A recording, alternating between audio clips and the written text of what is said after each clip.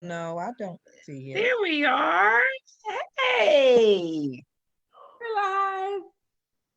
we're live.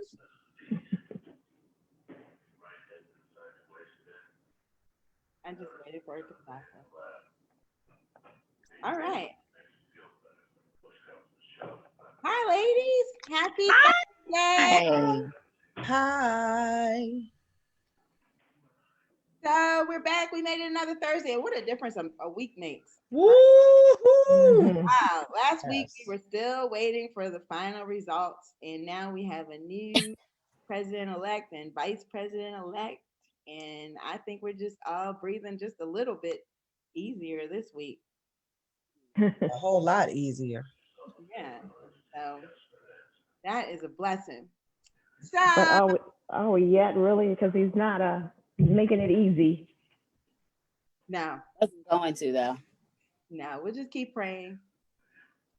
And so tonight we're going to get started in our next good girlfriends chat. We always think it's a blessing that we made it back to another Thursday, and we are going to get into our topic, which is talking about marrying at every age.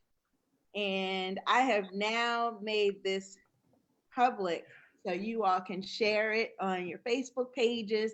And just a note on that, we if you are out there watching us, which we appreciate, then we would like for you to share it with your friends and family too. So feel free to share it. And if you want to join us as a guest, we would love that. So contact us each week, and we would love for you to be on the Zoom with us if you choose to do so. So, and before we go to our topic, one more thing. How's everybody's self-care challenge going so far? We're on day 12 of the self-care challenge.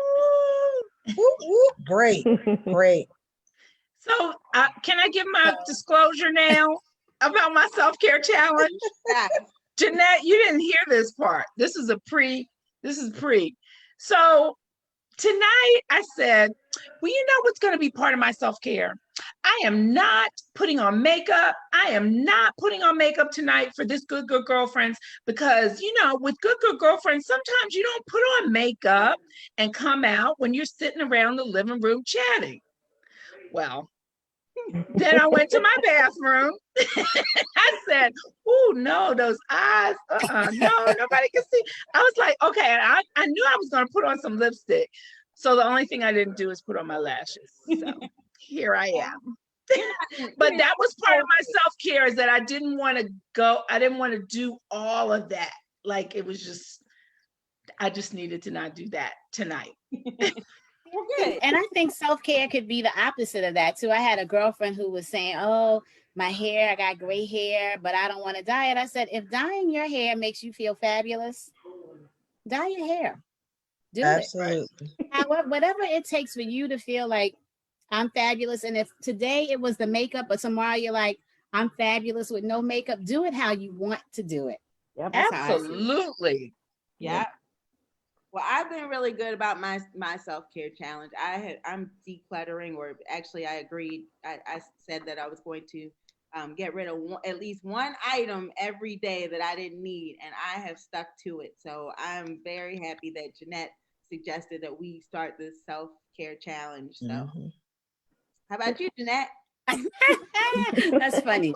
I said to Carr, when we have our discussion at the end of the 30 days, it'll be very interesting.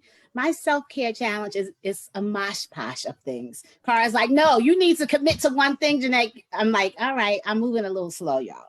Self-care evolves, in different ways for me. I might get some rest. I might, whatever, like I said, do it how I want to do it. But I do need to commit to one thing. So I'm a little behind everybody. I'm about 12 days behind. Oh, well, I didn't commit to one thing either, Carr. So, Jeanette, we're in the same boat. No. The reason I said that was because she told me she was committing to riding the Peloton. I didn't say that she had to ride the Peloton or pick one thing.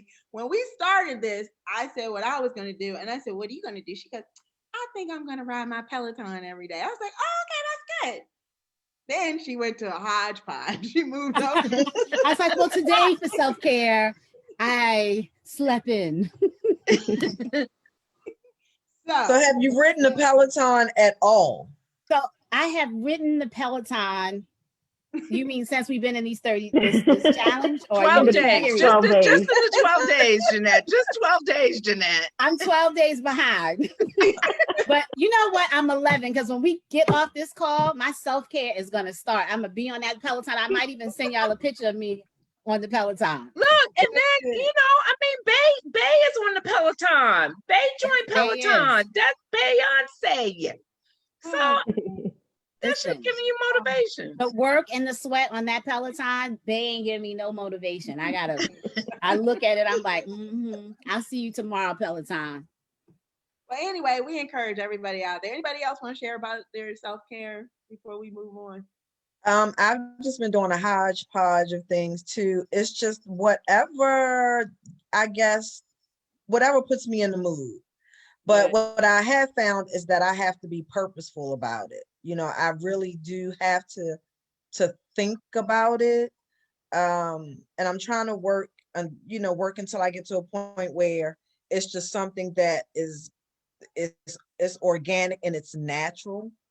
But, I do have to be mindful on a daily basis that you need to take time out for self. Yeah. I think that's what this challenge is really building, that whole, habit of doing. It's starting to build that habit for us. So it's good.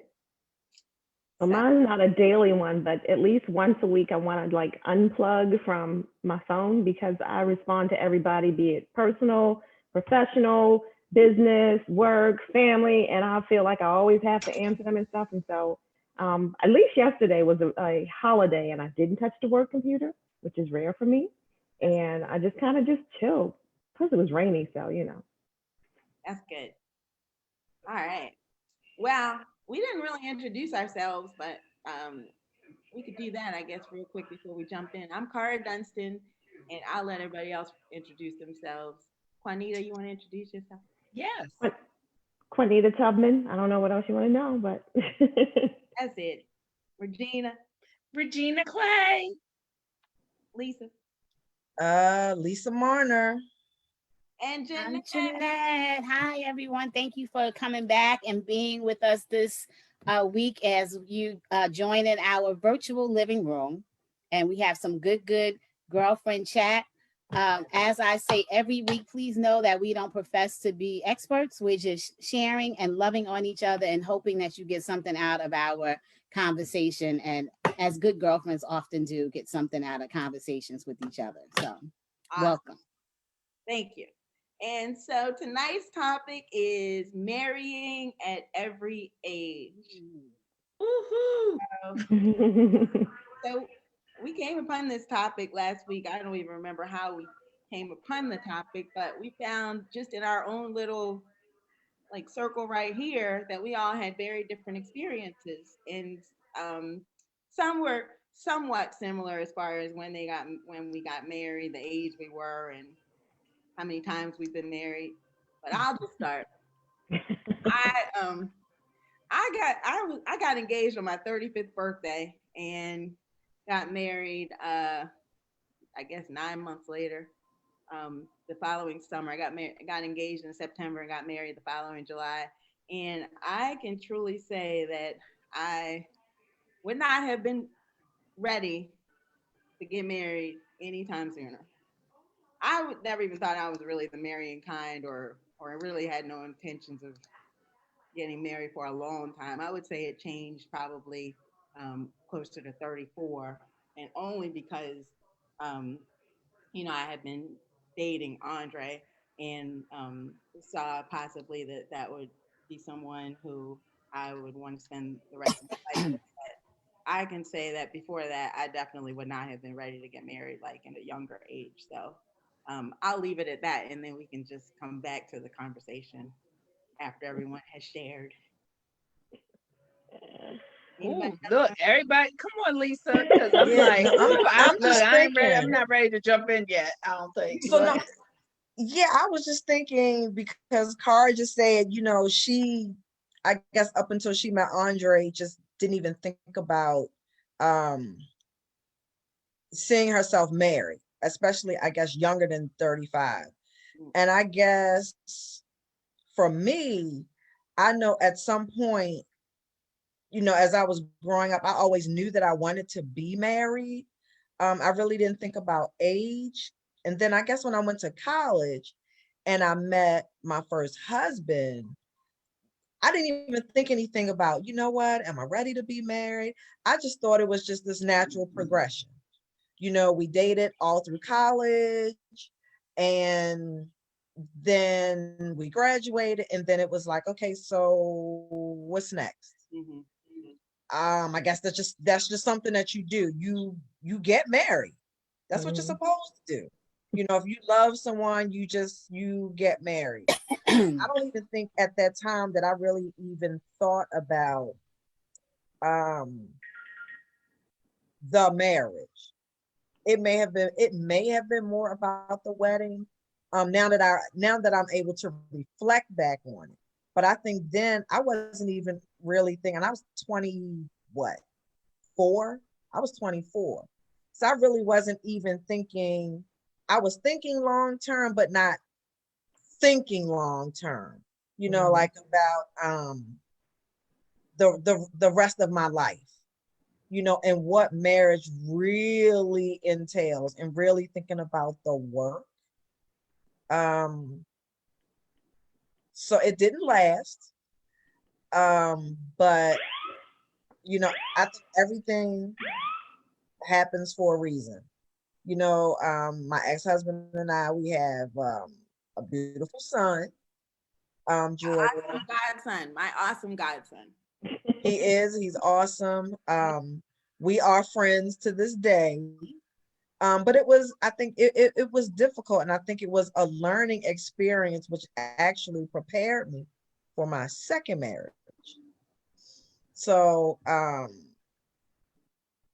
I'll let somebody else jump in, and I'll come back around to the second marriage. I'll come back around to that one. Go, Jeanette. I will go. So I too was married at 24. And so similar to Lisa, married at 24, but similar to Cara in that I did not think that I would get married. I would always say to my parents, I'm gonna graduate from school and come back and live with you guys. I had fun with you all. And it didn't happen that way. God had a different plan. So ended up meeting my ex-husband in January and was engaged to him by June. On Father's Day, we got engaged, actually. And we stayed married for 15 years and then divorced. And as Lisa said, everything happens for a reason. We have a beautiful daughter, and we are very good friends to this day. So I think that when you are young, you don't know about the work that it takes to keep a marriage. It's nice falling in love and getting married, but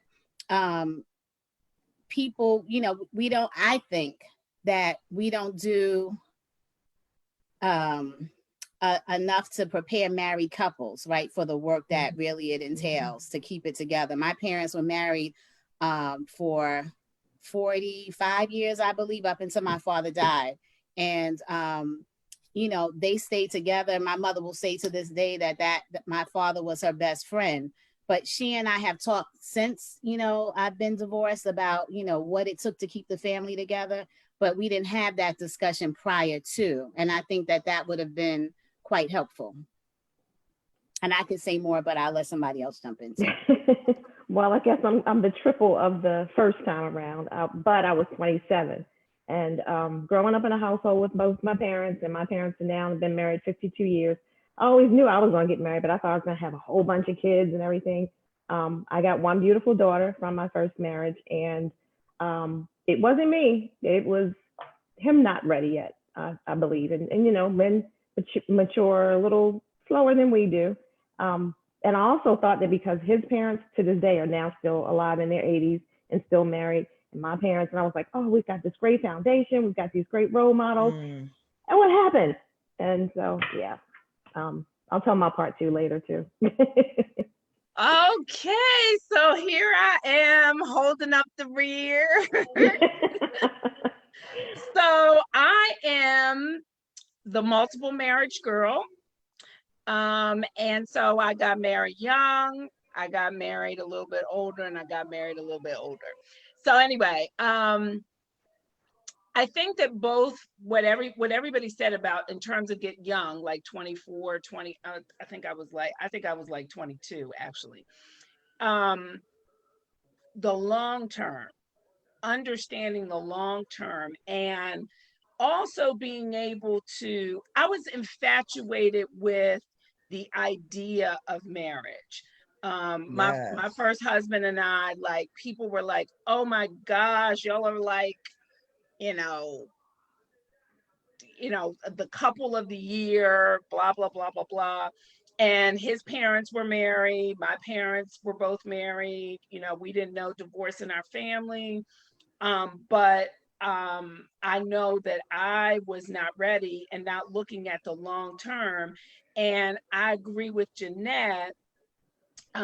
This is a discussion that I definitely will have with my daughter, because I don't want, I don't want to tell her after she goes through something, well, like, it was really hard. There were some really hard times, and there are times that I didn't want to stay, and I know my mother, like, she kind of fell into marriage as well, because she wanted to be in the Peace Corps and travel the world or whatever.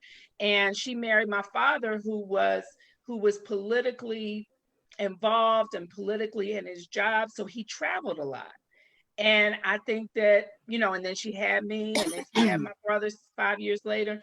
And so I think that she may have had some regret from not being able to do what she wanted to do with her life before getting married. And so I do think that time, and not to say that you can't get married young, because I know people that do and stay together for a long time. My best friend Blair, who was the one here, she got married soon after me. She and her husband are together today. But I do know that there does definitely have to be some thought process, because marriage is work. It is not playtime. It's not a game. Right. Yeah. Right. I have a question for Lisa. Well, all of you all that got married when you were young. What did everybody? I guess I'm the only one. This is for all of you all. What did your parents say when you all came to them and said you wanted to get married? Like, were they supportive, or were they like, you're too young? I'm just wondering what the generation ahead of us said when their daughters came to them and said, I want to get married at 24, 27, 25, still, or whatever age you were, and you were still very, very young. What'd they say? Parents were very supportive, because I think that they trusted me in terms of my decision making. I think that, ironically enough, and they probably don't remember this, but I think that Rich's parents were like, what's the rush? Like, is she pregnant? And we were like, no, you know what I mean? And like, Rich does whatever he wants to do, like once he sets his mind to something too. So that was the feedback from the two, families. So his parents were more like, hold back. But they didn't push back hard either, right, but just supported. wanting to make sure that it wasn't any shotgun weddings happening. Gotcha. Yeah. Same. I think the same here. My mom was very supportive. Chris's parents were supportive, but I think the same thing, like Jeanette said, they did just want to make sure, like, are you all sure? Like, do you really understand what marriage means? But I think also giving us the space to be adults, to make that decision, if that's what we said that we really wanted to do. Well, Yeah, oh, go ahead. I'm sorry. My parents, they got married at 18 and 20. So me getting married at 27 was late to them. But my dad was kind of reserved, and after the fact, I figured out why. My mom was supportive, but my dad was about whatever I wanted to do. He was there for it though. But he never came out and really said anything until afterwards. Isn't that something? Look, you know, I mean, and you know, my parents were supportive too. I mean, I had 250 people to a sit-down dinner, crab imperial. I mean, like to that extent, like it was an extensive wedding. So they were very supportive. You know, we were both right out of college, had, you know, decent jobs and careers, and so they were like, okay, you know. And Mhm. my parents didn't get married young, but they got married younger than I did, you know. I want to kind of go back to I think it was Juanita what she just said about, I guess, people voicing their opinions later down the road. Because it sounds like everyone had the support of their family, and I guess probably on the surface, you know, friends were behind you saying, you know, I'm here for you. If you're happy, I'm happy. Mhm. Mhm. But what I did notice was when my first husband and I got divorced, and it's not like that anyone did not like him at all. He's a Right. great guy to this day. Okay. But a few people, you know, approached me, some family, some friends, to say, hey, you know what? Well, now that you're divorced, you know, I really didn't want to tell you at the time because you were so, you know, you appeared to be so happy, but, you know, I really just didn't, I wasn't all in, you know, and not that they did not want the marriage to work, but I think Right. sometimes when people are on the outside and they look in, They can see you what know, we they can't see see. things that you don't see because, you know, Right. you're in it. Mhm. And so that did kind of surprise, you know, that did kind of surprise me. Did any of you get any of that feedback for the people who had multiple marriages? I gave you feedback. Ooh. I was, Before Cara, did you give her feedback before? yes. Oh, I'll tell you that I was all in. I was all in. I mean, I was like, I'm riding and dying with you, but my thought is this might not be a great idea, but if this is what you Mm-hmm. do, I'm all in. I was all in. Yeah. All in. you Riding and know, dying. But I gave her feedback as her, we were, I mean, she's like, it's my sister. I was like, I don't know about this. And she'll tell you, I mean, we haven't talked about this. She's remarried and she'll tell you the same thing happened with her you know, her second husband. I was like, this is the one. Like I like it was like and 2 for 2. And one of my very dear cousins, she years later, she said, you know what? I just really didn't see like the connection. And I just really, but you know, you were like really, you know, you were all and you were really happy, but you know, and I just didn't want to tell you. And I was like, really? Like, because that's not how I viewed us, you know, as a, like, I didn't view us like that. So I thought that was very interesting. And but like, you know, like oh, you said, it wasn't that he wasn't a nice guy. He's a nice guy. I mean, you know, I like right. Mm-hmm. the person, but there, you know, it just didn't seem like they were meshing to the point that they were going to be able to continue to build Yeah. ever. It didn't Yeah. seem like it. And honestly, I mean, I just didn't feel like she was as excited about the whole, like it seemed like she was like, well, this is next in line, let's do this. It felt like that. Like that's what Right. it felt like. It wasn't like she was like, oh my God, you know, whatever. And I was just kind of like, we can just not do this.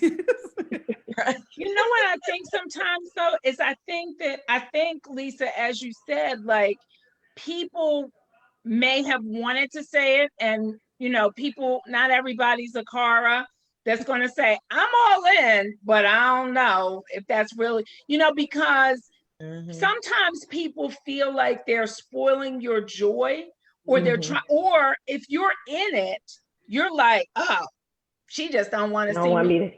She Right. don't Mhm. want to see me with Mhm. anybody, or she doesn't want to. He or she doesn't want to see me happy, and you know, Right. or you know, we get into those things sometimes, and sometimes well, as you get older, you learn to take heed. Yeah, you take heed. Right. What did you say? You can discern those people that mean you well Exactly. and love you, Mhm. or just Yes. hating on you. So Right. yeah. Yeah. I didn't have anybody that was blatantly like after the fact going, oh, well, I should have told you that. Nothing like that. But it was just, I could just tell my father was a little reserved. But guess what? He loves his princess. If it wasn't for him, I wouldn't have her. So, and he's welcome in my parents' house forever to the day, you know. But nobody that, really you came know, out and said it. I think that that's an important part of if you do go through a divorce, is developing that friendly relationship. And we talked about forgiveness last week. That was one, that was our subject. And that's what I had to forgive my exes in order for me to move on. And all of my exes today, I have a great, I know, and I was like, oh, like, whatever. I know, Jeanette, don't ask me, no, I'm just kidding. But I have a great relationship with all of them because, I have forgiveness now. I'm not telling you it started that way. And I think, Jeanette, you said that last week. Like, it didn't start that way. Like, it didn't start like we broke up and everything was fine and all of that kind of stuff. There was a lot of tension, a lot of, things going on, but it eventually got to that point. And it's especially true when you have children, because you don't have time, I They mean, suffer if the relationship between you and your ex is contentious. The kids suffer, and you don't want that. Like, they don't get a choice in whether or not you divorce or the family breaks up. So you want to consider them. We're grown. We should be able to manage ourselves. But the kids is, they're in the middle of that stuff.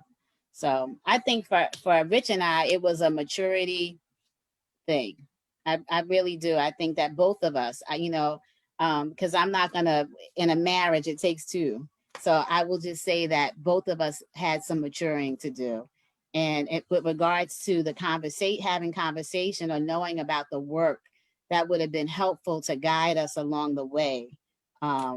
If we had conversations with our parents, or not even parents, but if we had friend groups, like, so we're maturing and growing, but our friends are the same age too. So they couldn't really provide, like, now I'm in a place where I can properly support someone else's marriage and provide, I think, good advice to what it takes to keep a marriage together. Cause I think marriage is a great institution, by the way. I had a great example, but, just not having the counsel that we needed, along the way. I think that's part of it. Yeah. When you got married, there were very few of your friends that were even married. Yeah. Your wedding was like the first big wedding that most of us went to, of our friends. So yeah, that was really, that's a good point. But I remember, even at 35, I remember, and this goes back to what we learn or find out from our parents. I remember asking, I had a good example of a marriage from my sister and brother-in-law. They modeled what a godly marriage was supposed to be. So I was blessed to have that. And, as I mentioned last week, my parents were married for 40 years, but they ended in divorce. But I remember going to my mother, it was right before my 35th birthday, and I had an inkling that Andre was going to ask me to marry him. I didn't know when, but I thought, he had been talking all this very serious talk. So I went to my mother, and I remember asking her, I was like, Mom, I think Andre might ask me to marry him. What do you think the benefits of marriage are? And she gave me her answer, and I was like, well, none of it was basically relevant for me. She was like, oh, I had and remember, my mother was divorced, but this is what her answer was. She was like, I had a wonderful marriage. I wanted for nothing. Your father was a great provider. I was able to do everything I wanted with my children. Like, it was all about providing. And I was like, and she was like, I didn't have to work if I didn't want to. It was all these things about providing. And I was like, well, he already said I was going to have to work. So none of that. That don't apply to me. Because I asked, and he was like, yeah. So I was like, none of this is relevant to me. So nothing was relevant. And I said that to her, and I said, well, he already said I was gonna have to work. She's like, well, you might want to ask your sister. She like, everything was based on this whole providing.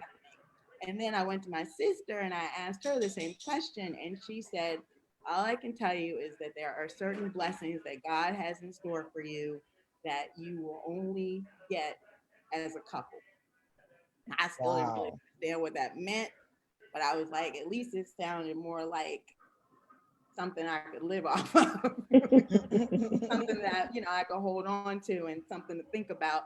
And I agree. I think that there's certain blessings that I've gotten only because we are joined together as a couple, you know, but that goes back to the values and what marriage was. And I think the earlier generation was about providing and protecting and, you know, and basically the husband taking care of the family was part of what the whole marriage concept was and what the basis of a marriage was. Whereas, you know, our generation, we work, we have careers, sometimes we make more than our husbands.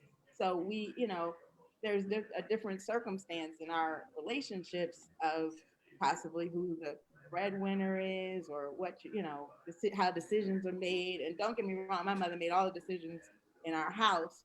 So, you know, or they probably made a lot of them together, but she was very involved in the decision making, even though my father was the provider. I'm just saying that I think that the generation before us, marriage was a little different. Like, you know, I married my best friend. Like our marriage was based on that we were really, really best friends. So, you know, and I'm not sure that that was always the case in the you know, generation before. Women possibly looked for other things. I didn't need him to take care of me necessarily. I was already self-sufficient. I was already, you know, already lived in my own home, had a good career, was able to take care of myself. So I wasn't looking for that.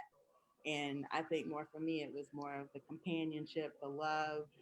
You know, we'll get back to this, but also I thought we would have a family, we would have children, and that didn't happen. And that's what we'll get back to that point later about marrying at every age. I think if I had gotten married a little younger, we might have had more time to think about planning a family. Whereas when we got married at 35, and I definitely wasn't interested in having a baby right away, then we're talking, I'm getting older and older, and we're passing down this path of me being older versus if I had gotten married a little younger, and then we might have had a few more years to, you know, get there. So yeah.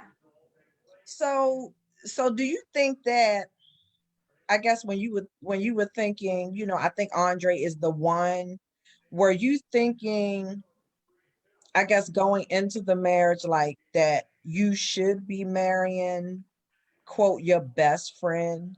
I always find that interesting when people say, you know, I Yeah. married my best friend. Yeah. I thought I thought it should be based on friendship. When I got married, I thought it should at least be based on a good friendship, because when everything else goes out of the water, we have the basis of, you know, that we're friends. Like, you know, Right. so I believe that. I mean, you know, like I said, I only had my sister and brother-in-law as an example, and they were best friends. Like that was that's what I thought Mm, that made for a successful relationship, because that's what I saw. We didn't have a lot of examples. Like I don't know if I said this, but I might have said this to you all last week when we were talking about this topic. But we didn't have a lot of successful marriages on my side of the family. Most people didn't stay married, so I didn't have a lot of, because most of the women in our family were very strong-willed. So it takes a very interesting man to be able to be in a relationship with us long term. So I Right. have a lot of examples of what a successful long-term relationship was. And my sister and brother-in-law had been married for many years at the time. And what I saw from that was it was based on a solid friendship first, and then everything else blossomed from that. So that's what I thought would work for me. And I think I've learned that. That's one of the main lessons that I have learned, is that friendship is so key to marriage, because, you know, you may have a disagreement with your best friend. You may not you know, be on the same page, but they're your best friend. You're not throwing them out with the bathwater. You're not just going to run away, walk away. You're not going to give up. You're not going to, so I really do believe that, Lisa, just to piggyback on your question, that's one thing over time. And, in spite of the fact that I've been married multiple times, I do want to get married again. Car, don't laugh. But anyway, I do want to get married again. And I believe, I'm like Jeanette, I believe in the institution of marriage. But I'm seeking, and I hope that he's seeking me, that we're seeking best friends. I subscribe to that too. Like and Cara and I have talked about this over the years, right?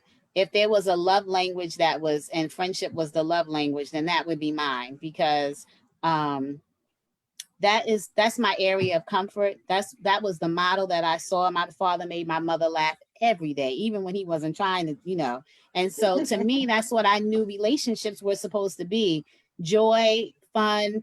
I knew that there would be other things, but to me, like, a friendship is essential. It's at the core of everything. And as Cara stated, when all else fails, when you're, mad, and when there's stress, because hard times are going to come, but if you're with your friend, your best friend, you can weather anything. So I subscribe to that 100%. You can't marry someone that you don't love, that you don't like. I like my best friend. Yep. Do you understand what the love is a little shaky, right? Mm-hmm. I still like you, even though right now I'm not feeling you, but I like you. So we're going to work this out. That's how I feel. Yeah. And look what the pandemic has brought, right? Like, you Closeness. better like them. You better like them. Yeah. Right? You have to like your spouse or your housemate or your significant other, right?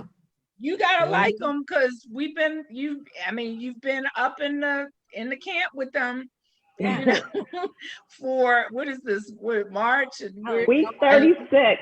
Week 36, and we about to go Wow. into we about to go into 52 weeks for real. So you don't have the chance to get away, to go to. Sometimes some people do, but just, it's important, I think. Yeah. And that's why there's there's a lot of strife during this time. I was on a woman's call the other night with Talea, and the woman that deals with domestic violence, and she said it's like up night, and people are calling her, and they're like, I have nowhere to go. Wow. Right. Wow. So yeah. It's but important. that's funny what Jeanette said. I don't think, well, I'm sure, I know that I was not in that same space when I was in my 20s, because I think in my 20s, I think I probably was thinking, you know what, I don't have to put up with this, I don't have to put in the work. I can very easily just walk away. And I can say definitely now that I'm a lot older, I'm more thoughtful about those types of decisions. But I know when I was in my 20s, I would have, very easy to walk away. Yeah. Regina, going back for a second, I have an older friend who married multiple times, and she got married at 70 for her last time, and they are doing fabulous, honey. So hold on. Hold on. So that brings up a really good point. So I also think that marriage, although it's about, for me, marrying your best friend, companionship, love, building a family, I also think that there's a business to it. And I think that, I don't think people think about or talk about that enough as well. And that just brought up a good point, Juanita, because what you just said about your friend getting married at 70. So for me, one thing I believe is when you're younger, you're building together. And so, you build something together. And when you're older and you're coming together, you have to work that business thing out, I believe. to make sure that, everyone is protected, not just the person who may have more than the other coming into a marriage if both people aren't coming with the same thing, but just to protect everyone, you have to make sure that you're clear on that. And I think that, I don't know necessarily that as African Americans, we always look at it as a business, that there's business to marriage as well. And sometimes for women, we tend to be, if things don't work out, we're the ones that tend to be the losers if we're not careful, if the marriage is dissolved. So that's a whole nother conversation we'll have about divorce. But I still think the point is that in a marriage, you just have to be clear on the business aspect of it as well. And, it's nice to be all excited and in love, but also understand front what you're bringing to the table, what the other person's bringing to the table, and make sure that everyone's protected in that union. So you just thought about that because especially as you get older, you accumulate more wealth and you accumulate more whatever, and you just need to make sure that everyone is in accord of of how we're going to move forward in a relationship with that. So I can do your prenup, Regina. Okay, Right. I'll be ready. That's a great point, Cara, that you make, because you're right. We don't think about even, marrying young, you don't consider the business, right? Until you get a little older, you get into things, but that's a really important thing that you stated.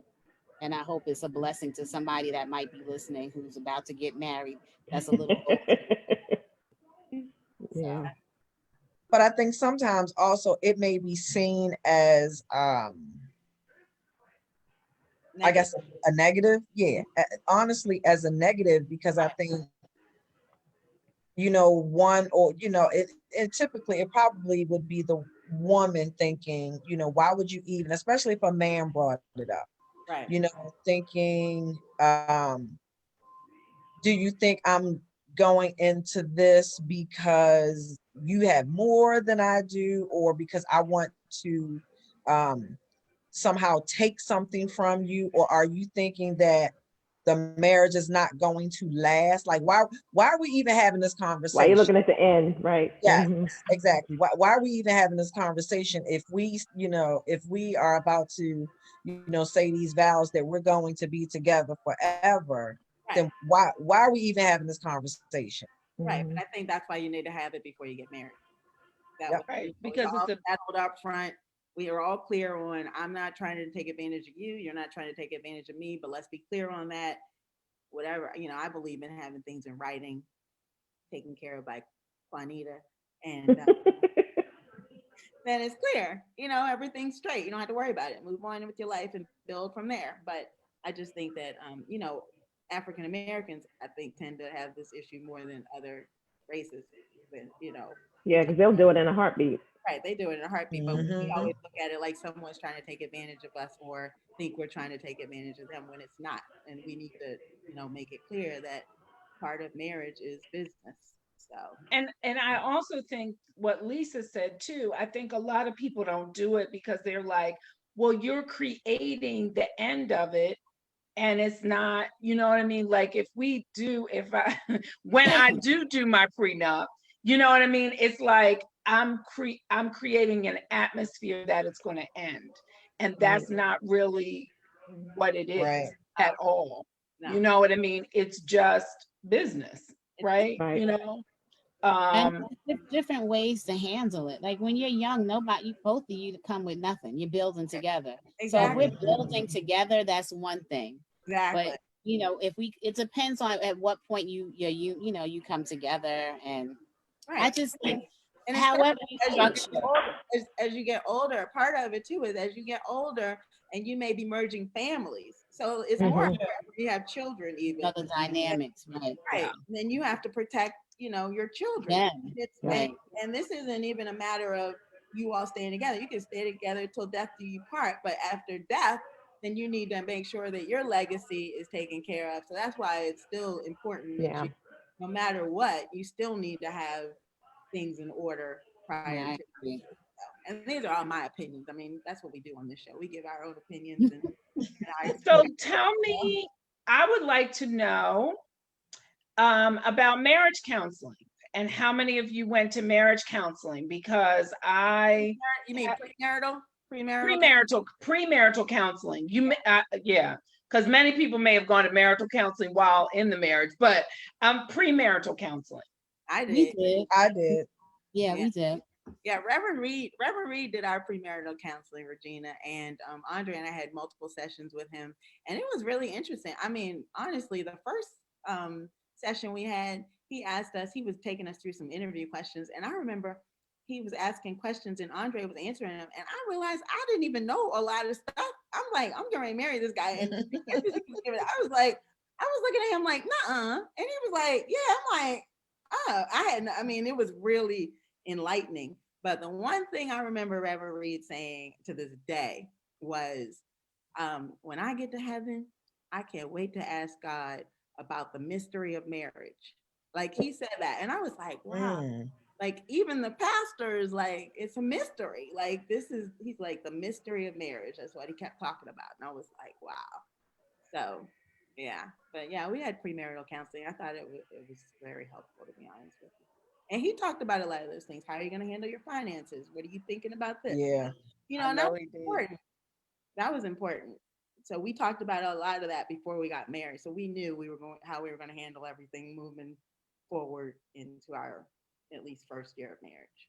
So I will just share that one of my premarital counseling sessions in one of my marriage situations, which I'm not going to name, they told us that we shouldn't get married. Wow. Ooh. And you went, you got Ooh. married, And you still did it? and you got married. Oh wow!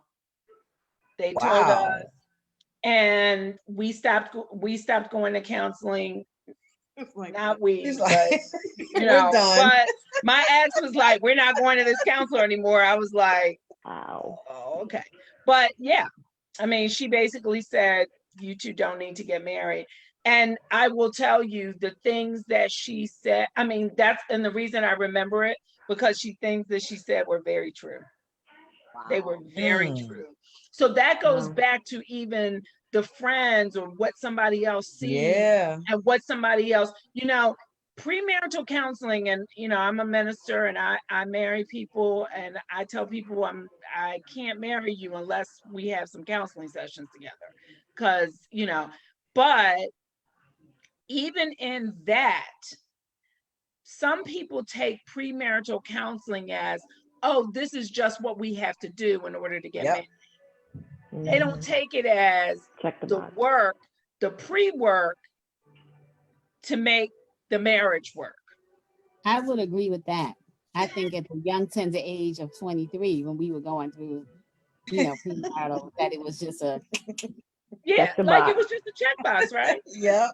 I definitely didn't use it to say, let me reflect this, I was young and like, whatever, right? Let's get the marriage rocking. But did go through it to say I went through it. You know what I mean? So you have to be in a place to receive certain things at certain times. So probably just from that one example of me not really taking the premarital counseling to heart the way that I should have was a sign that maybe I wasn't ready to get married, right? Because I should have looked at premarital counseling as something else. Now, I wasn't playing around and fooling around during the counseling, but I can honestly reflect and think, yeah, probably was just checking the box. That's an interesting point. Mm-hmm. That's good. That's interesting. Mhm. That's good. Yeah. I mean, I just think that, so would you all recommend premarital counseling? Absolutely. Absolutely. Absolutely. And I think I know for me, with my second marriage, our bishop, he asked he asked us some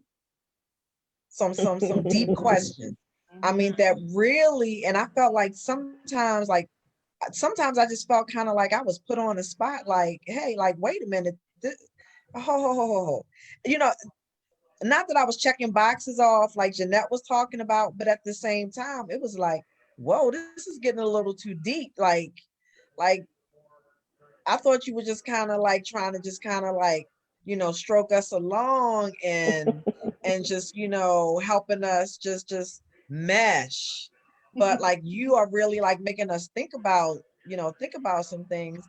And I'll never forget, it may have been, I don't know, around a month before we were, me and my second husband were going to get married. And I don't know, we had this huge argument. And he said, you know what? I'm going to go and talk to Bishop. And I'm telling you now, if he tells me not to marry you, I am not marrying you. And I'm Oh like, my God. and I'm like, what? I'm like, whatever. Are you kidding? Like what do you mean you're gonna ask someone else if we should get married? Oh, we're getting married. If nothing else happens, we're getting married. Like I couldn't believe it. But then when I reflected back on it, I'm thinking like he really he really took this like premarital counseling, like this was like serious for him. Like Mhm. he was vested in those sessions. Mhm. So yeah, I mean, I would definitely And recommend it. Lisa, I go deep on my questions too. And they not play questions. We going deep up in there. Right. Right. Because I think that a lot of times it's the things that you don't think about. It's the things that it's the thing, and it's also the things that you don't want to talk about.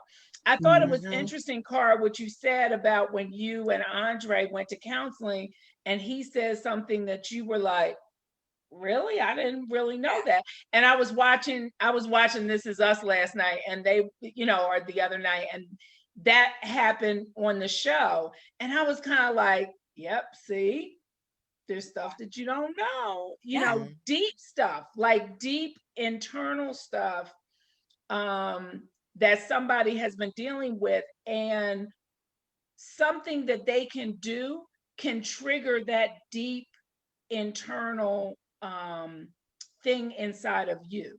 Yeah. And they don't even know that they're doing it.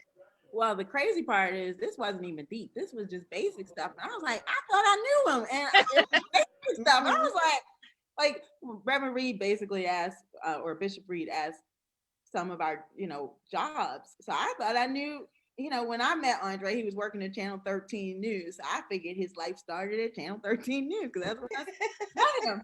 But hearing about his previous jobs, I'm like, oh, so you really did it? Like he had told me things, but I didn't really believe him, I guess. I thought he was joking. And then when he told Reverend Reed, I was like, I really didn't know any, like I didn't know what I thought I already knew about him. So it was just a learning experience. But yeah, I agree with you, Regina. You can learn a lot in counseling. Mhm. But I want to, well, we have a bunch of comments. I'm going to read those and then I want to Oh, get into, well, actually, I'm going to read them after we get into this because I want to make sure Regina comments on this. But something that I said earlier was that I think, in my life, no one mentioned to me the fact that I may have issues having a baby at a later age and that I might not just get pregnant. I think women, we sometimes in our younger ages are making sure we don't get pregnant. And then, when we get a little older, it's a little harder to get pregnant. And so I have very few friends that actually had babies who were married closer to my age without any type of fertility treatment. And so when I talk to younger women, I always say to them, I'm like, think about what you want in life. And if you think that you want to have a family, and if you think you want to have kids, and I know you want to have a career, just think about how you can have all of that and that it might not, you see these women like Janet Jackson having babies when they're 50 or whatever, but think about it because your That is biological not the clock norm. is like, your biological We clock. don't have somebody with us 24/7 to help out. Right. I was like, and plus your biological clock is a real thing. And so I Mhm. said, no one ever talked to me about that. So, like I said, I never really thought I was going to get married. But when we did get married, I thought, okay. I don't even remember having this discussion with Lisa's husband one time because I was like, he was like, about babies. And I was like, well, I'm not even going to think about having a baby for a couple years because we got married. And he was like, okay. And so, and I'm already 35, almost 36, getting married. But I was like, not even thinking about that. But I really think that we should start talking to younger women about that, about, you can have everything in life. And I'm not saying you can't have a baby when you're older, but it's just something I think that women should think about or be aware of, that it may take different, you may have to go different routes, or you may or may not get pregnant, is all I'm saying. But think about what you want, so that if those are things you want, I'm not saying have a baby before you get married, but I'm just saying that think about that, and make a plan, or at least Make a plan, like you make said. a plan. Yeah. Make a plan. Yeah, because Lisa and I had a close girlfriend, and she told us years ago about harvesting her eggs, and I had never even heard of that. Mm-hmm. Of doing that. And there are a lot of things out there, a lot of options for women who may decide to get married later in life, or may never decide to get married, whatever. But just Surrogate parenting. Yeah. Surrogate birth. Yeah, and I think that just goes along with the whole marriage conversation. Like, if you decide you want to get married, but you want to have a career first, and you want to travel first, or you want to do first, whatever you want to do, if you're thinking that you want to do that, just know your options and make a plan. So I think the planning, you hit that's a great point. I didn't plan a thing. Like, I find that my friends that have been most successful in this whole marriage journey, and they planned. Do you know what I mean? I just kind of was like, oh yeah, we getting, but some women know, I want to get married, and when I get married, I'm going to do X, Y, and Z. I'm having 3 kids. They're going to, plan it all out. And most of the time it goes something like that. You know what I mean? So the planning is important. Yeah, or at least be aware of it. My thing is at least be aware of it. I wasn't even really thinking like that, aware of it. It was never even crossed my mind about marriage, let alone children. And so I never had a plan. And like you, I got married, and then I was like, oh, okay, maybe in a couple of years we'll have a baby. We'll have a family. But I think if I had planned better, my options might have been better. Like, of how we could have had a family. So. And honestly, Jeanette, I believe that God makes everything work out the way it's supposed to. So I truly believe that we were not meant to have, well, obviously we weren't meant to have children, but I think if I had planned better, we might have had a child. I'm not sure. I'm quite happy with my life right now, so I don't know how that works. But you're a great godmother to quite a few kids, so maybe that was the plan. Maybe that was the plan. Oh man, Aunt Cara. Aunt Cara is the Aunt best. Cara, yep. Yes. Aunt Cara has been the best role ever. I thoroughly enjoy it. So Jeanette and Lisa, our second go around, I was 42. What were your ages? For marriage or kids? Marriage. Oh, you got to do the math. What year was it then? She was 34. Okay. Was I 34? Okay. She's keeping tabs. Yeah, it must have been. The last time. Say that again, Regina. I was 42 the last time I got married. Okay. Okay. So I'm one, and she said one and done. Are you done? I will not say done, only because I believe in the institution. I think it's great. I don't know if I would get married again. I do like my life. I think companionship and having a life partner is wonderful. But you don't have to get married to have companionship and a life partner. Right. No, you do not. You absolutely do not. So it's great. So then that brings me to, okay, so I guess if you're not married, but you believe in the institution of marriage and you are open to remarrying, when you, I guess, meet someone and you date them, do you just let it grow and just like enjoy the moment, or are you kind of upfront like, hey, I'm not for playing games? Oh, this is a good one, Lisa. That's a great question. That's a great question, Lisa. I think that honestly, yeah. That's a really good question. So I am in a place in my life, I'm good with the companionship. Like, the relationship has to develop naturally.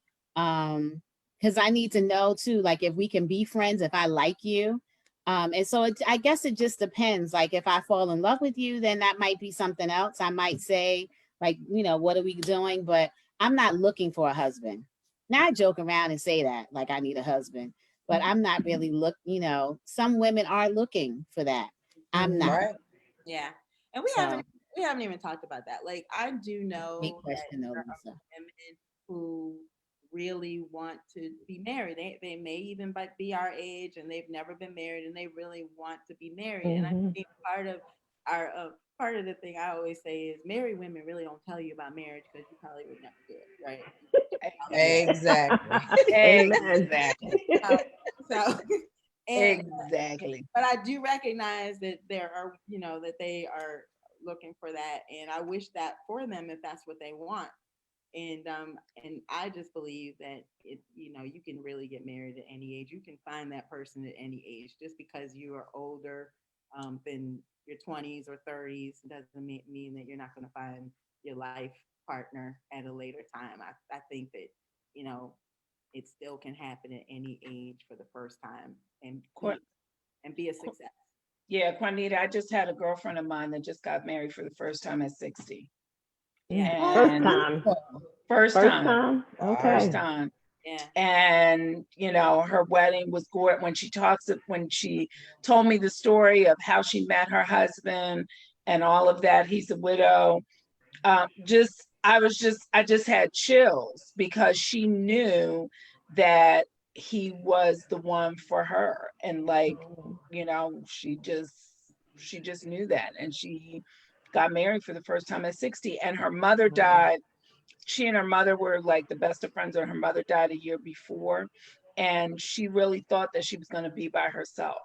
And so she really thinks that it was a God thing, that her mother was like, oh no, you're not going to be by yourself, daughter. And so and this man. So she had a wonderful, beautiful wedding that I watched online. I think that's important too to share for people to know. Like you don't have to it can happen. The magic happens when it's supposed to. Right. Yeah, that's why I just don't think when you get to a certain age you should give up on if that's something that you're still open to. And I also think that a lot of women aren't aware because men aren't as forthcoming as we probably want them to be. So I also think that there are men who they're not getting the signal from women that they're interested in them, and they might possibly be interested in the woman, but men aren't going to necessarily go after someone unless they don't want rejection. Right. Yeah. So I think sometimes women aren't as open to the right, I don't want to say the right men, but they're not open to relationships. Sometimes it doesn't look like they think it should look or whatever. A whole nother hour. That's a whole nother hour. But Yeah. Lisa, I'm gonna go back to your question about, so I do date with intention, but that's not the forefront. So I'm like Jeanette, like I'll get to know you, we go out, we're friends, and then we determine where we're going next. Like I'm not going to go out with you for 5 years hanging out. Like I'm not doing that. Right. I'm not doing that. I'm just not doing hanging out for 5 years, right? But I could be in a committed, loyal, monogamous relationship for 5 years without being married. I could be, possibly, but I'm not going to be hanging out like we just chilling and whatever. I'm not doing that for 5 years, but and I'm not putting a time limit on it. I'm just saying for me. We have a lot of comments, but we had a question just now that said, "Are the single ladies dating during COVID?" Ooh. Jesus. Interesting question. That's a single ladies conversation, not a marriage conversation. I know, we gonna shut up. I know, so we have to come back on another night and talk about that. Look, look, Jeanette and Juanita, let's look, we ain't taking that on this one tonight. The single ladies are just like, COVID is a real thing. So you have to, Right. you can have video dates though. Video dates. Right. And you have your, Gotta be your creative. water or your tea or your whatever, and you eat dinner together. Right. You have creative dates. There you go. Creative. Mm-hmm. Okay. Right. All right. Well, I'm going to read some of the comments that we had so far. We have one that says, I got married at 18, going on 19, but didn't know anything, but stayed married for 21 years. I think marriage Ooh. stayed together in our parents' age because they didn't know the difference. Now I'm married again for 22 years. That's awesome. Wow. Wow. I think our experiences are different from the generation before us. You don't know anything. You have to experience life. Infatuation first and just not knowing. The generation now does not see the need now to marry, but to live. Mm, That's a good one. But if you that find, is. but if you find your knight in shining armor, and then she mentions her husband, and then Nice. that's nice. Okay, and she also says, I don't think our parents knew what to tell us, but they stayed because of the children, etc. Somebody commented, friendship is vital. And let's see, I think that's about it. Someone commented we needed to bring men in on this conversation. Well, it's so funny because We thought about it. We watch thought about party- it. in my watch party car, one of my friends said, oops, I'm in the wrong room. I said, no, you're not. I was like, we're letting you in our good girlfriend's living room, right? Yeah. Jeanette? Yeah, we can all learn. Everybody can learn. We're Yes, everyone's invited. Yeah, we're all learning. I mean, I'm not saying it's good girlfriends, but every now and then you get a man who wants to be part of the good conversation. Right. Good conversation so they can get some good learning. There you go. I agree with that 100%. Mm-hmm. Those were the comments so far, which were good. Those were good comments. I know a few young couples that are married, including my daughter who just had her COVID style wedding earlier this summer. And she's 23 and Wow. he's 23 and 24. But they were high school sweethearts and been together almost 7 years. So Wow. and I love and adore him. Like, he's my son. He's not my son-in-law. He is my son. Like, we embrace him, and I see a lot of great qualities in him. Something I wish I had the first time. And you know, he comes from a single mom who was divorced also, raised him for a long period of time because I didn't remarry till my daughter was 13. And he's like, we're not doing what y'all did. It's one and done. That's where I got to. He's like, this is it. There is no divorce, actually, is what he said.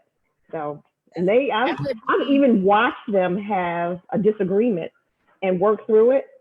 And it was awesome. It was awesome. So marrying young, it doesn't mean that the marriage is going to fail Right. at all. Yeah. But I think that's awesome that they went into the marriage with the mindset that divorce isn't an option, one and done. That's important. Like, that would be advice that I would give to my daughter, to all young couples. Like, barring some kind of emotional or physical abuse, of course, if it's an unhealthy relationship, you gotta do what you gotta do. But if you go into this marriage knowing that divorce is never going to be an option, right? Then I think that also, you know, forces you to think, like, is this really somebody I can spend the rest of my life with? I'm sitting and saying, which is what marriage should be, that no matter what, we're in this together. Can I be with you? And if the answer is no, or if then you know that you're not ready to be married, right? So I think, Lisa, you said that too. Like, your second marriage, you were looking at it, your approach was totally different. There was I can just bounce and, it's a wrap. You were more thoughtful about this, your union. So I told her, to me I like gave her your that kind of husband was advice. thoughtful too, Lisa. Like, he was like, oh no, I'm going to the bishop because I need to figure out before you all got married. Like, he was very serious about it as well, as a unit. Like, he was like, oh no, we got to figure this out. Exactly. So So, I mean, that's a great example, Juanita, about your daughter getting married, because the point that someone made on here about the younger generation living together, I mean, that's what we see a lot of. If they are even getting together, then that's what they're doing. They're not looking at marriage as something that they need to do. And I wonder, is that because of our generation? Like, what do you think? Why do we think that's happening? Like, we're not seeing examples of what they might want to. I think it is the role models as well as conversations and stuff. Because when Kiana, I'm gonna tell you just one line of something. Kiana wrote these heartfelt letters to both Joseph and I when she moved out.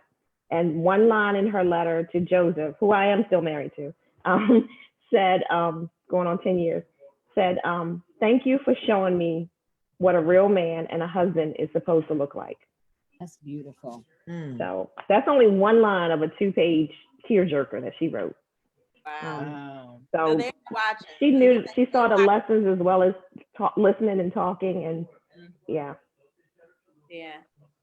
So yeah, it's important that we model something. But I also think too, the younger generation, just like with everything else, honestly, they just have so many more options, I think, than we ever had. Like I think it's so easy for them to, like, I think it's very easy for them to move in together and it not be a big deal. Not a stigma anymore. Yeah. Yeah, it's not a stick. There's really no stigma attached to it. And then I think, Carl, you talked about the business aspect. Like, I think honestly, young people nowadays, they do look at marriage from a business perspective, and they're I like, agree. Yep. like, like honestly, what's the benefit? Like, what's the benefit of actually marrying someone? And a lot of times I think, young people just don't really see a benefit to it. Well, especially if they don't have a role model to, Right. do you know what I mean? If they're Right. not seeing healthy relationships, and because Cara, you mentioned the Karen saying that there are blessings that come from the union. Mhm. And so when you bear witness to those blessings, then you want that for yourself. Mhm. But if you have not Right. had an opportunity to see that Mhm. and experience it, then marriage is like you said, what's the benefit? I might as well we could just live together, Yeah. So Yep. So I mean, that just made me think of a whole lot of things. Like, is that okay that we don't guide them towards marriage? Like, is marriage going? Will marriage even exist in a couple of generations? If that's the case, if that's the path we're going down, are we okay with that from a biblical standpoint? I'm just saying, from whatever. Are we all okay with that? No, I'm I'm absolutely not. no. I'm not. Personally, Because I'm not. it's a great union, but statistically, we should have some data to see, is it really going away? You know what I mean? Because we know young people that are getting married. Like each one of us probably has a church home, and this young couples get married. But I don't know how widespread that is. Do you know what I mean? Or if it's the same, if it's the same, the rate of marriage is the same that it's always been. I don't know. But I do think we have a responsibility to talk to young people about, Yeah. I mean, you know, I could just say from my just some of the young people that I talk to from an aunt perspective, that a lot of them are not even thinking about getting married or right, or even having children. Like, I always bring up the point, like I said, when you're right, thinking about your career, also think about these things. And they're like, like they're not right. even thinking about that, and we're not interested in it. And I'm like, where is this going to take us in future generations? Not that Right. I'm saying that I'm right and they're wrong, because I don't know. I'm just saying, what is this going to look like? And like you said, what's our responsibility here in modeling and sharing and exposing them to the Christian values, if they're Christian, or whatever that whatever spiritual realm that they may be in, or not. And what's our responsibility there? I always think Yeah, about that. So Yeah, that's that is difficult. true. So That's a we have an difficult interesting piece. comment. This is moving on, but we have another comment. I think this is really interesting. It says, from business point of view, in the state of Maryland, it benefits you to be married. I wish that the person who put this comment on would either join our Zoom to explain that comment or give me more details. If you're looking, Kimberly Amphrey Flowers, give me some more details. Right. Come on, Kim. Come on, Kim. What did she say?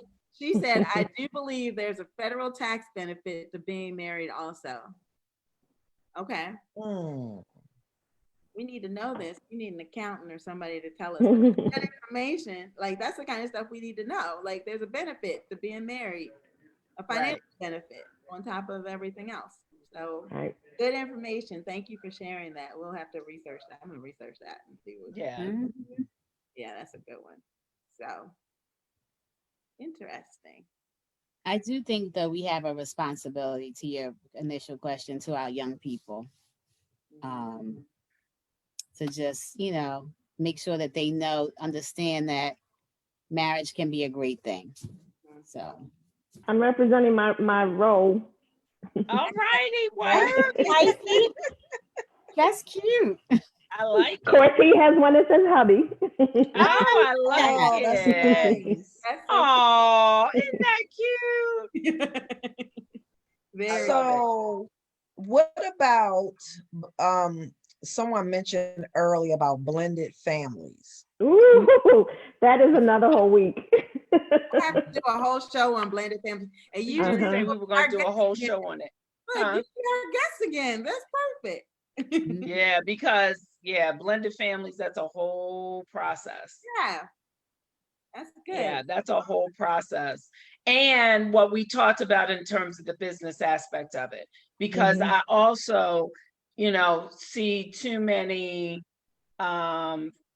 deaths, funerals of blended families, and stuff gets messy. Yep. wonky. Yep. You know what I mean? The wife is not giving the children anything. I've seen it happen 100 million times. That's where the business stuff that Cara was talking about comes into play, right? Yeah, absolutely. Yeah. To make sure that your children are, are be done before you get married. Like, just make absolutely sure do it before you're married, so that it's clear no matter what happens, and we're getting a lot of comments that people would like to hear that. So maybe that'll be our next week's show. Maybe To hear about blended families. Yeah, so maybe we can leave. Oh, maybe that is our next week's show. Next week. And that's So I guess one to of the keep it, times but I guess to keep it relevant to this subject, did it make you having kids before you got married the second or third time, did it make you think differently about how you went into your next marriage? I don't know. I think I have to think on that one. When Juanita would have to answer that question. I mean, it made me pause a little bit, but I knew at that point in my life, what were the chances of me finding somebody that wasn't. And it wasn't that I just found somebody. I think two of you know that he was my high school crush. And then we dated out of high school, and then we had a 20-year hiatus. So it was, to me, it was kismet. So it was sort of like, I'm gonna take you as you are. But I in between divorcing my first and marrying again, I dated some with children, and I steered away from them a little bit because they were younger and had a whole lot of baby mama issues and things like that. And I hate that phrase, but that's what it turned out to be. And I walked away. So Wow. Okay. yeah. And I think I was very guarded because I'd had my son was 2 at the time, and I wasn't looking to remarry anybody. I honestly I don't even think I was looking to meet anyone, but it happened. Mm-hmm. And it kind of happened like very quickly. You know how sometimes you meet a person and you're like, God, this person is just a little too nice, but let me just, let me fall back a minute, let me just chill and see how this goes. Like the next thing I know, like this guy is like inviting me to his house. I will never forget, he invited me to his house for either Thanksgiving, I think it was Thanksgiving, or no, it was Christmas. And I was like, you mean me and my son? Like the both of us? Because I'm thinking, I'm a few years older than my husband, my husband, and I'm thinking what I don't want to happen is for me to walk into his parents' house and they are like, are you kidding me? Are you coming up in here with Yeah. this Yeah. chick who has a son? And a baby, sort of. Yes, a baby. Mm-hmm. And so, I was kind of guarded for a while. But like Cara said earlier, the one thing she told me, and I think, was it like Christmas Eve, Cara? And she was like, girl, he's gonna be around for a long time. And I was like, you think so? She was like, mm-hmm. He's gonna be around for a minute. You can just tell with some guy. Eric is a nice guy. Yeah, so you can tell how he cared about her. Like you can just see how he cared for her and her son. That he was the real deal. Like he was all. Yeah, it was just like nothing but a thing for him. Like, you know how when we always talk about you don't want to bring, you don't want to you don't want to start dating someone and you just automatically start bringing the family. people around your kids. And I remember like he didn't understand that. And he was like, well, like, why wouldn't you introduce me to your son? What is that all about? Like you think something's wrong with me? And I'm like, no, it's just certain, you just have to have a certain order to things. Mm-hmm. And for me, I don't think we're at a point now where I'm very comfortable introducing you to my son. Let's just try to work on us first. That's the way I was, because Kiana was 3 and a girl of all things. And I was like, I'm not parading dates and men to meet her and stuff. It was a long time before she met somebody. So I understand. I understand. Yeah. We have another follow-up to the whole benefit of being married. It says, there is an additional financial burden to an unmarried couple deeded to a property as opposed to a married couple being deeded to a property. It costs less when a married couple is on the deed. I can't see the rest. I think that also has something to do with the taxes. Yeah. But I'm not an accountant. There's some more to that comment, but I can't seem to read it. But we're going to go ahead, and this was an awesome discussion, but we're about to have our business highlight. And so, I'm gonna introduce the guest. Yes. This guest is my niece, my oldest niece, Whitley. She just launched her business on the 9th. So that was Monday, right? All right. Brand new. Wow. So tell us about your business, Niecey Poo. Hi, everybody. Hi. I'm Whitley. So I started an online clothing boutique, women's clothing. Eventually I may start selling some men's stuff, but it's more like casual wear, like urban things. Like this is a crop hoodie that I have from my brand, and it says No Bad Vibes. I have some other hoodies of this that are cropped as well that say various things like Stay Savage or Selectively Social, that are pullover hoodies that are like not cropped, so they're a little bit more conservative.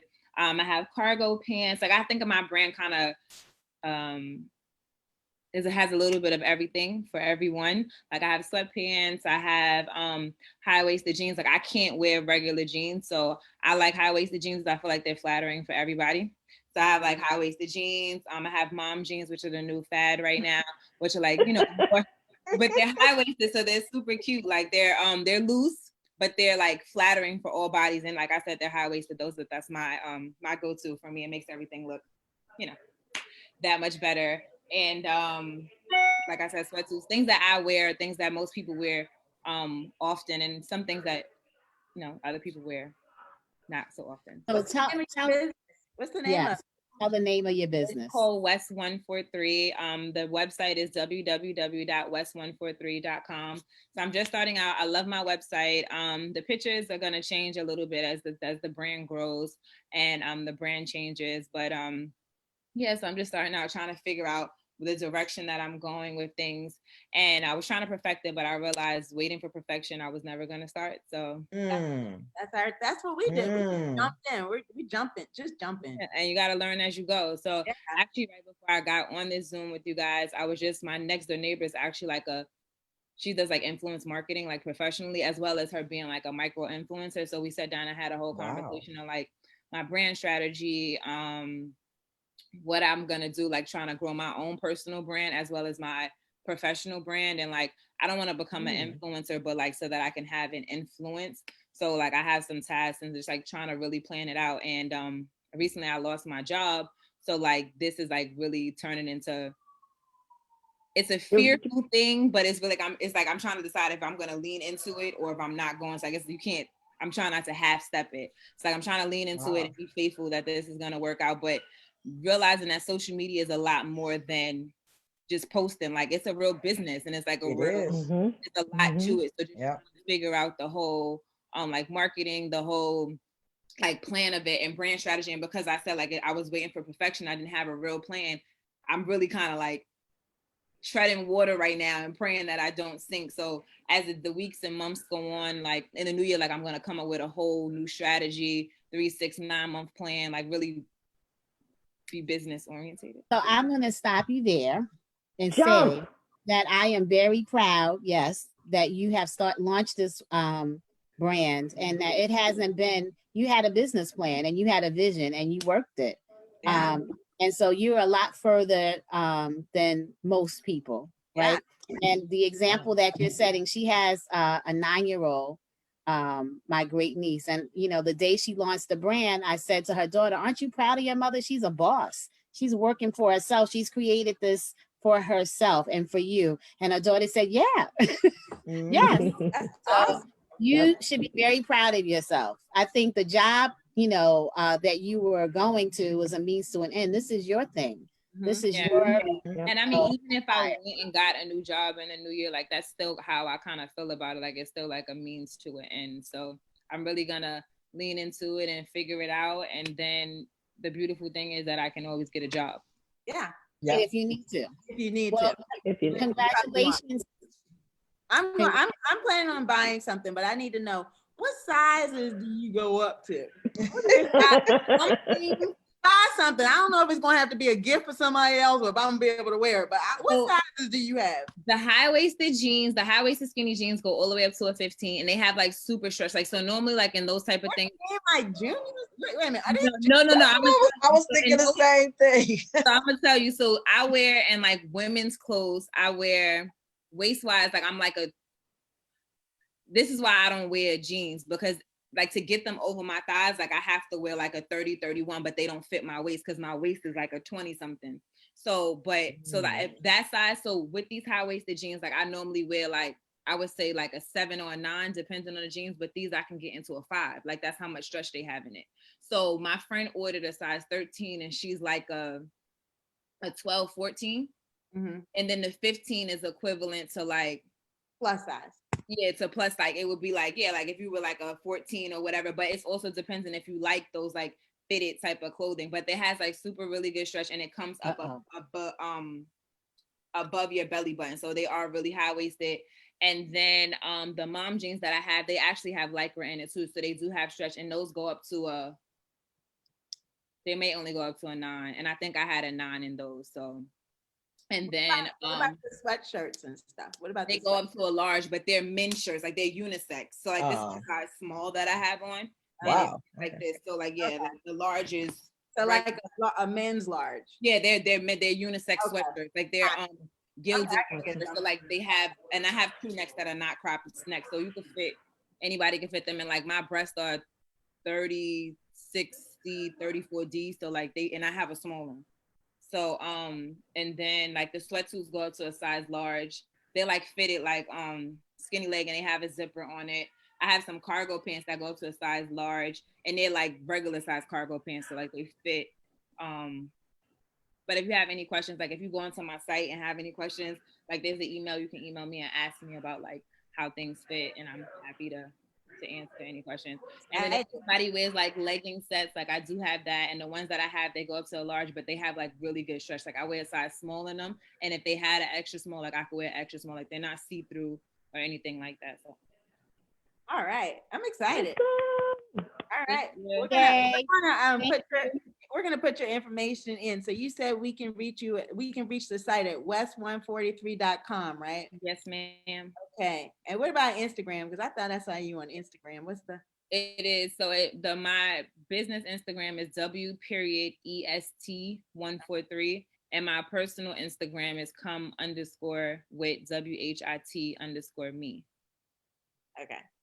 All right, we're gonna put the W.EST up on our chat so people can see and follow you and grow your business, because this is what we're about. We're about supporting new, well, they don't even have to be new, supporting African American owned female businesses. So I really appreciate it. And I like to buy stuff when it's brand new. I like when people are launching their businesses and we can support them, because this is the beginning, this is the ground. So hopefully it can only go up from here. So yes, I think in the new year, like I'm gonna transition to like lounge wear, like nice things. So you'll come back when you launch your new line. Yeah. Anywhere. So yes, come back. That would be great. And how old are you? 32. I'll be 33 in January. Awesome. So yes, another young, in my eyes, young.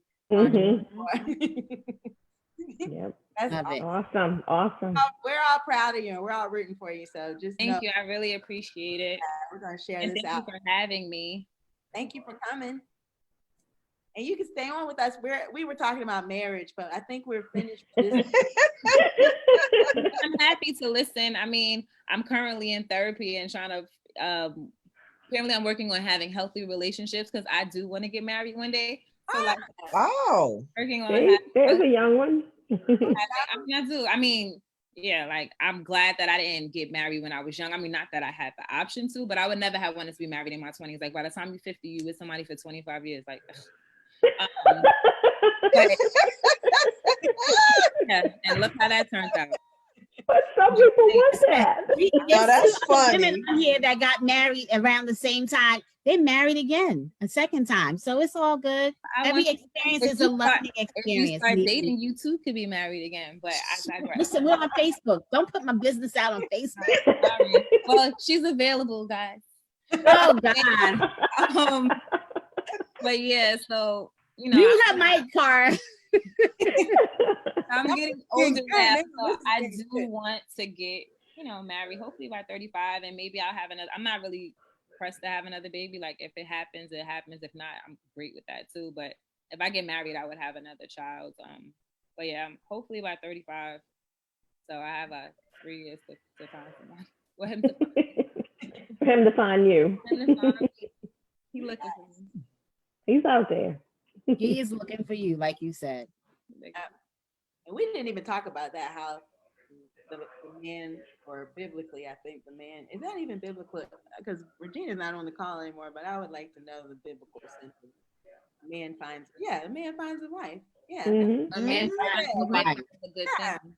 We didn't talk about that. We didn't even talk about that. But we'll talk about that another night, I guess. Future shows. Yes. Yes. So, but anyway, this was a great discussion, ladies. Thank you all for being here tonight. And thank you. It was a good discussion. We will catch up with her later, but thank you, Whitley. We're excited about your new business, and we hope that everyone has a blessed week. And we hope we've been a blessing to someone. That's all we ever do. Yes. And we've already decided what our topic's going to be for next week. Blended families. So if any of our listeners out there want to join us on this live next Thursday, just let us know. We'll send you the Zoom information, and we will be talking about blended families next week. So everybody have a wonderful week, and we will see you next Thursday. And good luck with your self journey. I'm a little behind on mine, but it's never too late. Get on that Peloton, girl. Yes, yes. Yes. And this week we should all continue to praying for our president-elect and vice Yes. president. Whew. Yes. Them covered in prayer, and let's pray for Georgia that they get the vote out for those two Senate Right. seats, Yes. and call all our friends in Georgia and encourage them to get everyone in their household to vote. I just heard from a friend of mine that her son who had moved to Florida had not voted in the last election, so she's working on getting him a ballot for this election. And I was like, okay, that's one more vote towards the Senate. Exactly. On top of the recount too, though. Yes. Yeah, so we need all the votes we can get down there, but let's all just keep praying and have a blessed week. Thank Yep. you, ladies. Thank Good you. night. Thank you. Good night.